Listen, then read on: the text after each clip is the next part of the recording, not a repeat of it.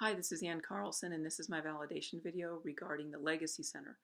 The problem that I saw that needed to be addressed within I guess, my business area of education is the need for positive youth engagement after school for youth that are not engaged, that are not possibly participating in extracurricular activities, for students who possibly can't afford that, who may not have the family support to do that, who may not, you know, really have the desire to do so.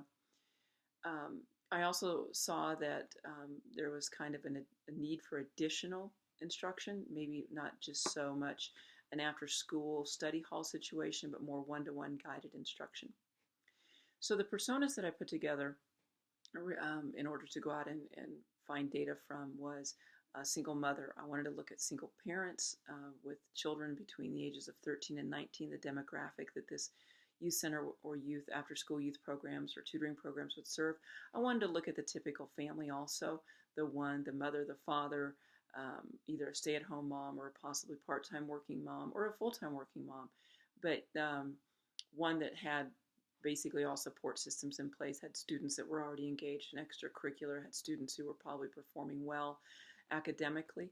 I wanted to look at retired individuals who we would possibly tap into for instruction with an after-school program, or who also might want to use the center if it ever was, kind of grew to the part where we would include the senior demographic of the community. I wanted to talk to business owners, people who are paying taxes from a business standpoint, from a property owner standpoint, what they saw, how they saw the youth of the community evolving. If they had wanted to see youth returning to the community to grow the business community as a small community. I wanted to talk to the additional teachers who, don't, would feel possibly they need, or maybe they wouldn't see the need, administrators.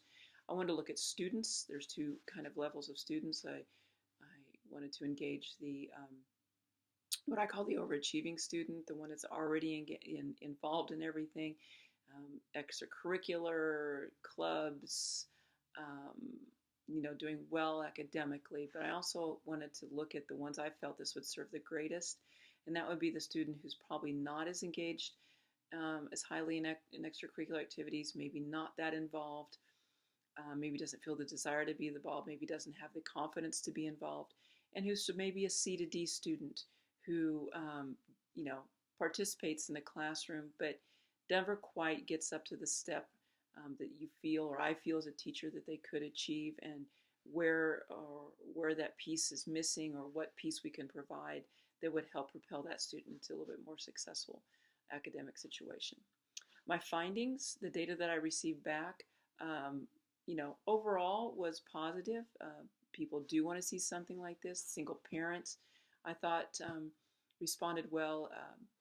I was a little surprised when I got some responses back from a little bit more of the older demographic in the community, some of the retired people. I think there's a disconnect between their ideas and the ideas of the current youth. They felt the youth should just be involved. They should just, get jobs. The teachers need to do a better job teaching. Not horribly negative. A lot more, again, some of this, the responses were anecdotal. You won't see this in the data pieces. And then the other one was the business owners, and they were concerned a lot with funding of the situation of the program. They were concerned about tax dollars. They were concerned about the fact that, is there state funding being cut? What's the school district going to do? And from the students, again, I thought the overachievers might not want to see something like this. They kind of approached it as a place where they could go and be socially connected, relax, maybe help out, maybe volunteer, help their peers, peer tutoring.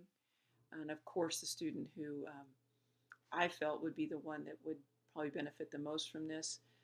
Their responses were, yes, we need this. It's a good thing. Funding was an issue. Funding, they were concerned about. Some come up with donations. Teachers brought some of the teachers I talked to, brought up the idea of grants and after-school programs and 21st century grants and donations and fundraisers. So everything was rather positive. Um, the teacher responses were, some thought that there was already a program in place regarding the 10th period, which is more of a guided study hall and not really individual instruction.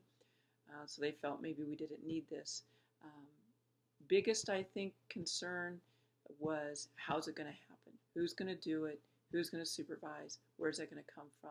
And I think that just takes me to the next level of problem solving, the next level of, peeling this back another layer and saying, okay, this is what the core that we need to get at, and what solutions can we come up with.